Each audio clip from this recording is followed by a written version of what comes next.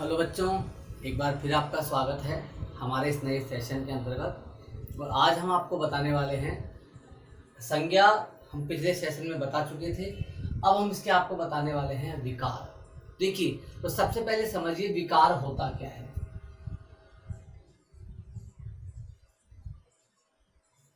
विकार का जो अर्थ है वो है परिवर्तन, यानी कि कुछ ऐसे शब्द होते हैं जो संज्ञा, सर्वनाम, विशेषण और क्रिया शब्द में परिवर्तन कर देते हैं। तो वो कौन कौन से शब्द है परिवर्तन करने वाले? एक तो शब्द है लिंग, दूसरा है वचन और तीसरे है कारक।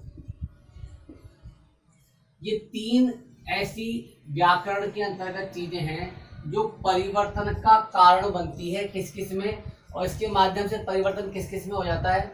संज्ञा में परिवर्तन होता है, संज्ञा से बनती है सर्वनाम, तो सर्वनाम में भी परिवर्तन होगा। इन दोनों की विशेषता बताता है, इसलिए विशेषण में भी परिवर्तन होगा। और संज्ञा और सर्वनाम दोनों मिलकर के जो काम करते हैं क्रिया, उस क्रिया में भी परिवर्तन होगा। कहने का मतलब ये है, ये संज्ञा के ही विकार हैं। कौन कौन से? लिंग, वचन और कारक। परंतु ये परिवर्तन संज्ञा में भी करते हैं, सर्वनाम में भी करते हैं, विशेषण में भी करते हैं और क्रिया के अंतर्गत भी ये परिवर्तन कर देते हैं। तो ये समझ में आ गया आपको, विकार का मतलब परिवर्तन। इसके तीन भाग लिंग, वचन, कारक, और ये संज्ञा, सर्वनाम, विशेषण और क्रिया में परिवर्तन करते हैं। तो अभी हम पढ़ते हैं लिंग। ठीक है, लिंग क्या होता है? वे शब्द जिसके माध्यम से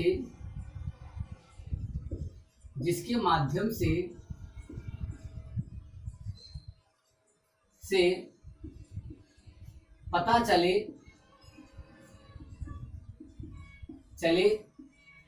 कि वह प्राणी या वस्तु स्त्री है या पुरुष, लिंग कहलाते हैं।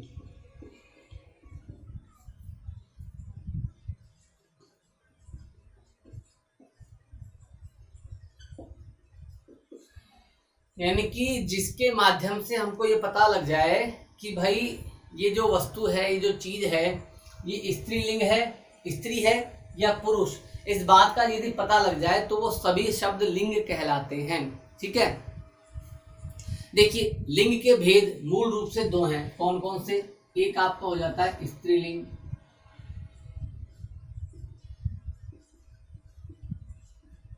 ठीक है, और दूसरा आपका है पुल्लिंग। ठीक है, जब हम स्त्रीलिंग की बात करते हैं, सॉरी मैंने थोड़ा सा गलत लिख दिया। जब हम स्त्रीलिंग की बात करते हैं और पुल्लिंग की बात करते हैं, तो हम देखिए सबसे पहले हम बात करते हैं स्त्रीलिंग। तो स्त्रीलिंग का मतलब सीधा सीधा सा हो गया, जिनसे पता चले कि वो प्राणी, वस्तु, स्थान क्या है? स्त्री है। स्त्री का भाव रखता है, रखती है, वो सारे शब्द स्त्रीलिंग में चले जाते हैं। पुल्लिंग में हो जाएगा जिनसे पता चले, जिनसे पुरुष होने का भाव पता चले।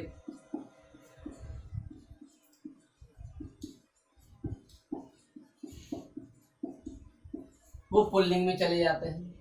अब स्त्रीलिंग के कुछ शब्द देख लेते हैं अपन। हमको ये देखना है कि ऐसे कौन कौन से शब्द हैं जो स्त्रीलिंग में जाते हैं, ऐसे कौन कौन से शब्द हैं जो सामान्यतः पुल्लिंग में ही जाते हैं। ठीक है, देखिए अब मैं सबसे पहले बता रहा हूं आपको आपका पुल्लिंग। चलिए इसको हम पहला मान लेते हैं, पहले ये इसी को बोल लेते हैं पुल्लिंग। ऐसे कौन कौन से शब्द हैं जो हमेशा पुल्लिंग में ही रहते हैं? तो पहला शब्द है देशों के नाम। देशों के नाम,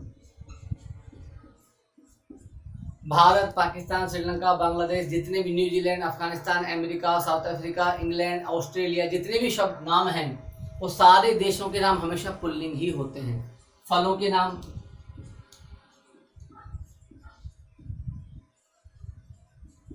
देखिए आम, केला, खरबूजा, तरबूज, संतरा, पपीता, अनार, सारे जो फल हैं सामान्यतः है, अधिकांशतः, मतलब इसमें फिक्स नहीं है कि एक दो शब्द हो सकते हैं जो जिनका लिंग परिवर्तन हो जाए, पर सामान्यतः सारे फल किस में आते हैं?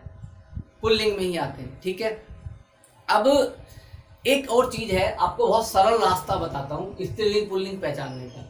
जिस भी शब्द के बारे में आपको पता लगाना है कि स्त्रीलिंग में जा रहा है या पुल्लिंग में जा रहा है, तो उसी शब्द को कर्ता बना करके एक वाक्य बनाओ। जैसे मैं बताता हूँ, नदी, अब पता लगाना है कि नदी शब्द स्त्रीलिंग है या पुल्लिंग, तो इसका एक तरीका है, नदी शब्द को कर्ता बना करके एक वाक्य बनाओ। नदी बह रही है या नदी बह रहा है, बताइए क्या होगा? नदी बहेगी ना, तो बहेगी तो मतलब क्या होगा? स्त्रीलिंग होगा। ठीक है, जैसे मैंने बोलो बादल फट गया या बादल फट गई। बादल फट गया यानी कि बादल क्या शब्द है? क्या शब्द है? पुल्लिंग शब्द हो गया। आम खराब हो गया, आम खराब हो गई, खराब हो गया तो पुल्लिंग में चला गया। समझ में आ गया? तो उस शब्द से क्या बना दो? कर्ता बना करके एक वाक्य बना दो, समझ में आ जाएगा। चलिए आगे बढ़ते हैं। अनाजों के नाम, अनाज, जितने भी अनाज हैं वो सारे क्या हैं? पुल्लिंग हैं। जैसे हमने लिए गेहूं, जौ, चना, बाजरा, चावल, जो भी, मक्का, बाजरा, जो भी है। रत्नों के नाम, रत्न, रत्न क्या होते हैं? चांदी, सोना, हीरा, मोती, पन्ना, सारे शब्द किस? पुखराज, नीलम, सारे रत्न इसमें चले गए पुल्लिंग में। अगला है पर्वत और ग्रह। पर्वत और ग्रह, मेघ, मतलब आपका ग्रह हो गए शनि, मंगल, बुध, बृहस्पति, शुक्र, ये जितने भी ग्रह हैं सारे ग्रह पुल्लिंग हैं। पर्वत, हिमालय, हिमालय के नाम से विंध्याचल, जितने भी पर्वत हैं वो सब इसमें चले गए। अब आप बोलोगे अरावली, अरावली पर्वत नहीं है, पर्वतमाला है। ठीक है, पहाड़ी है वो, पर्वत नहीं। पहाड़ी छोटी होती है, पर्वत बड़े होते हैं, तो पहाड़ी अरावली है, इसलिए वो स्त्रीलिंग में जाएगा। आगे देखिए, वृक्ष, धातु, सागर, वृक्ष, जितने भी वृक्ष हैं सब इसमें जाएंगे। सागर इसमें जाएंगे, हिंद महासागर, प्रशांत महासागर, जितने भी सागर हैं। अगला हमारा शरीर के कुछ अंग हैं, शरीर के अंग। अब कौन कौन से अंग हैं? अब शरीर के कुछ अंग होते हैं जो स्त्रीलिंग में जाते हैं, कुछ अंग पुल्लिंग में जाते हैं। पुल्लिंग में कौन कौन से जाते हैं मैं बता रहा हूँ आपको। इसमें आ गया अंगूठा, मुंह, गला, बाल, पेट आदि शब्द चले जाते हैं, और फिर आप वाक्य बना करके देख लो, समझ में आ जाएगा। अगला हमारा है आ, आव, पन, त्व, जय, प्रत्यय। लिख लो, ये बहुत अच्छे शब्द हैं। आ, आव, पन,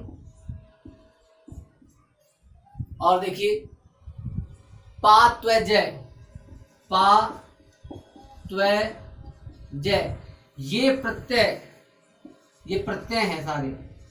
ये जिस भी शब्द के पीछे ये वाले प्रत्यय लग जाए समझ जाओ सारे पुल्लिंग शब्द हो गए।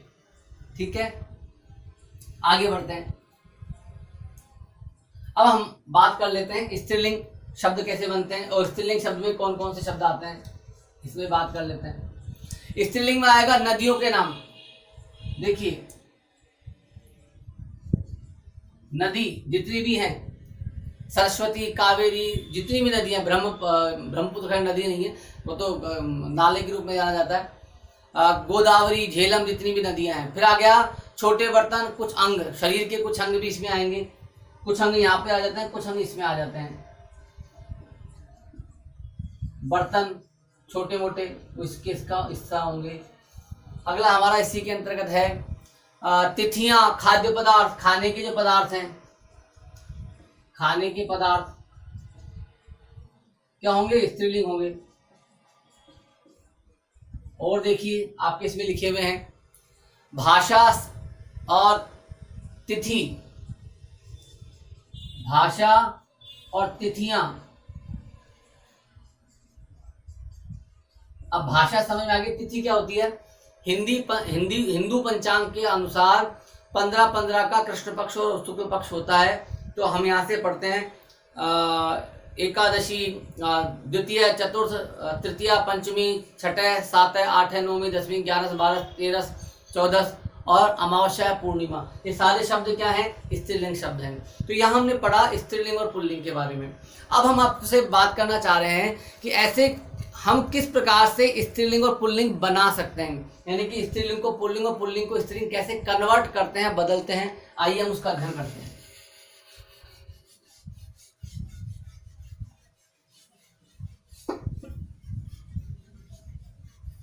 देखिए बेटा,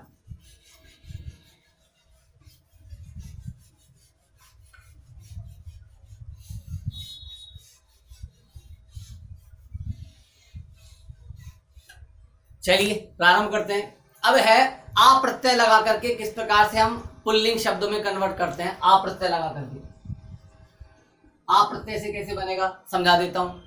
आ से हमारा बना छात्र का पुल्लिंग है, छात्रा स्त्रीलिंग बन गया। वृद्ध का वृद्धा, महोदय का महोदया, आचार्य का आचार्या, सुत का सुता, अध्यक्ष का अध्यक्षा, बाल का बाला, प्रिय का प्रिया, अनुज का अनुजा। आ लगाते ही क्या बन गया?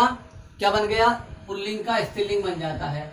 और दूसरा देखिए, आनी प्रत्यय लगाने से कैसे बनता है। देखिए, आनी प्रत्यय लगाते हैं, लगाइए, मैं बताता हूं। देखो, ये बिल्कुल इतने मतलब सामान्य से हैं, इसलिए मैं इसको बोर्ड पर नहीं लिख रहा हूं, क्योंकि समय बहुत अधिक लग जाएगा और एक भाग और भी करना है इसी के अंतर्गत, इसलिए बता रहा हूं। आप पढ़ लीजिएगा, आपकी पुस्तक में बहुत सामान्य तरीके से लिखे गए हैं। नौकर का नौकरानी, आनी प्रत्यय लग गया, स्त्रीलिंग बन गया। जेठ का जेठानी, राजपूत का राजपूतनी, सेठ का सेठानी, क्षत्रिय का क्षत्राणी, देवर का देवरानी। ठीक है, इसी प्रकार से आइए आइन, आइन प्रत्यय लगाइए। आइन प्रत्यय से बनेगा पुल्लिंग का स्त्रीलिंग। चौधरी का चौधराइन, ठाकुर का ठकुराइन, लाला का ललाइन, बाबू का बबुआइन, पंडित का पंडिताइन। समझ में आ गया।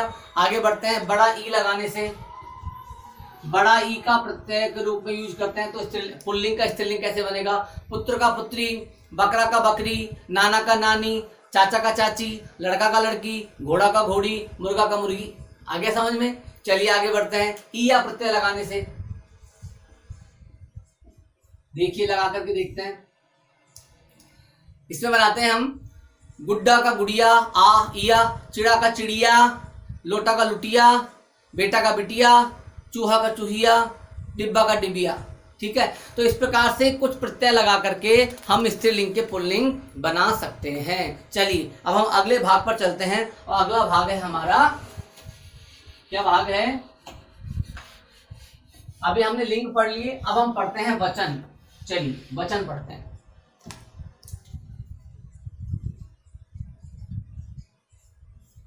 जिनसे हमें वस्तु, प्राणी, व्यक्ति, स्थान, भाव आदि के एक या अनेक होने का पता चले,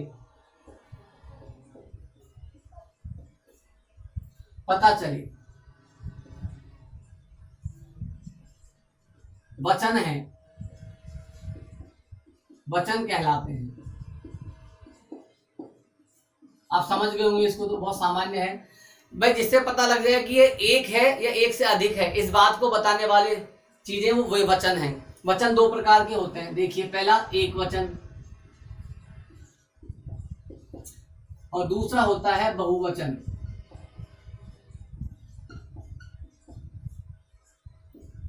जो एक के बारे में बताए,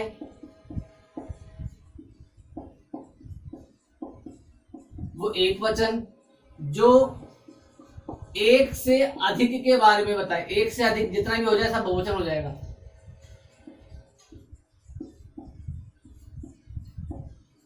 बारे में बताए, समझ में आ गया होगा। एक के बारे में बात है तो एक वचन, एक से अधिक के बारे में बात है तो बहुवचन हो गया। अब देखिए हम कैसे एक वचन का बहुवचन बनाते हैं, वो सबसे महत्वपूर्ण है, वो देखिए। अब इसके तरीके देखिए आप। देखिए अब हम लगाते हैं पुल्लिंग शब्दों के अंत में आ लगाने के स्थान पर ए लगा दें, तो है आ के स्थान पर ए लगा दें। देखिए एक एक उदाहरण ले लेते हैं सबका। इसके अंतर्गत आ गया बेटा, इसमें लगा दिया ए की मात्रा, क्या बन गया बेटे। यहाँ एक है, यहाँ एक से अधिक है, समझ में आ गया। ये एक तरीका है आ के स्थान पर ए लगाने से। यहाँ पर आ की मात्रा है ना अंत में, यहाँ पर ए की मात्रा लगा दी तो बहुवचन बन गया। ठीक है, आगे आइए। अगला है हमारा स्त्रीलिंग शब्दों के अंत में ए के स्थान पर ए लगा दे। ए के स्थान पर ए लगा दे तो क्या बन जाएगा, देखिए बेल एक है, बेलें ल एक है, ए लगा दिया बेलें हो गया। आया समझ में। अगला बढ़ते हैं नंबर 3। एक वचन आंख का हमने बना दिया आंखें, बहन का बहने, नहर का नहरे, यही तरीका चलेगा। आगे बढ़ते हैं। अगला नियम है स्त्रीलिंग शब्दों के अंत में आ के स्थान पर ए जोड़ दे, तो आ के स्थान पर ए जोड़ दे तो बहुवचन बन जाएगा। देखिए कैसे, छात्रा एक है, क्या बन जाएगा छात्राएं। और उदाहरण देखिए, कविता का कविताएं, माता का माताएं, अध्यापिका का अध्यापिकाएं, माला का मालाएं, कन्या का कन्याएं। ठीक है, आगे बढ़ते हैं। स्त्रीलिंग शब्द के अंत में ई को इया बदलने से, छोटी ई या बड़ी ई को इसमें बदल दें इया, इया में बदल दो तो बहुवचन बन जाएगा। देखिए कैसे, पहाड़ी, पहाड़ी क्या बन जाएगा पहाड़ियां। एक नियम और देखिए, यहां पर जो डी था ये बड़ा है, परंतु जब किसी एक वचन का हम बहुवचन बनाते हैं और अंतिम अक्षर में यदि बड़े ई की मात्रा लगी होती है तो वो छोटी ई की मात्रा में कन्वर्ट हो जाती है जब वो बहुवचन में बदलते हैं। समझ में आ गया? आ गया समझ में? देखिए आगे बढ़ते हैं। अगला हमारा है स्त्रीलिंग को शब्द के अंत में, स्त्रीलिंग शब्द के अंत में अपने आप ही वो पुल्लिंग में बन जाए, एक वचन बहुवचन में बदल जाएगा। जैसे बंदरिया एक है,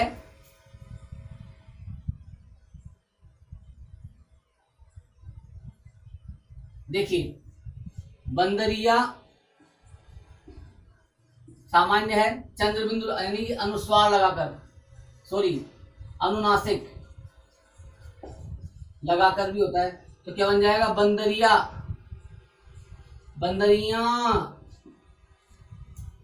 जैसे अनुनासिक लगाया, चंद्र बिंदु अनुनासिक बोलते हैं, जैसे अनुनासिक लगाया बंदरिया का एक है, बंदरिया बहुत सारी हो गई। आगे बढ़ते हैं। उ ओ के स्थान पर ए, उ ओ की जगह ए लगाने से भी एक वचन का बहुवचन बन जाता है। देखिए कैसे, बहु क्या बन गया बहुएं, ए लगा दिया, बन गया। आगे बढ़ते हैं। इसमें वधु वधुएं, ऋतु ऋतुएं, वस्तु वस्तुएं, गो गोएं, धेनु धेनुएं। आया समझ में? आगे बढ़ते हैं।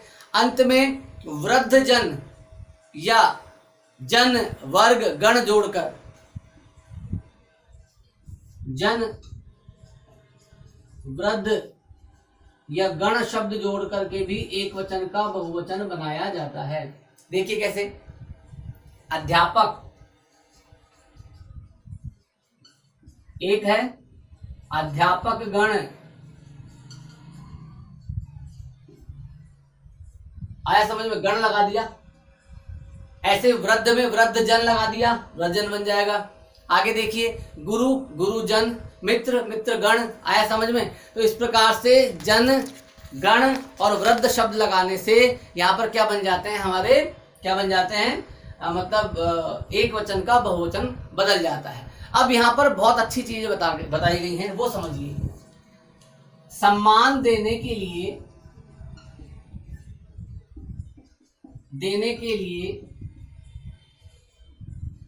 कभी कभी एक वचन कर्ता के साथ बहुवचन क्रिया लगानी पड़ती है। ये समझिए, बहुत महत्वपूर्ण है, लगानी पड़ती है। समझिए कैसे।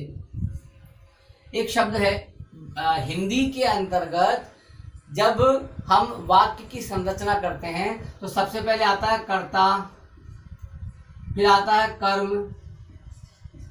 फिर आता है क्रिया।